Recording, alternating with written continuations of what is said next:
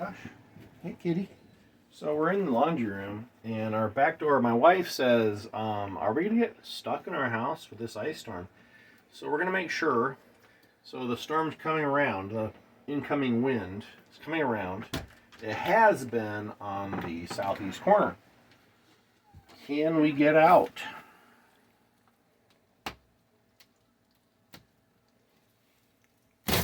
Okay, yeah, we can get out. For now. And you can see rain is coming in. Oh gosh. Scrape with whatever you have. Scrape that ice out of the way, folks. Check it every couple hours, or you might get stuck in your house. Whoa! And we might lose the door. Or lose your door. Yeah. Preventative measures. Of not losing your door. Yeah, babe.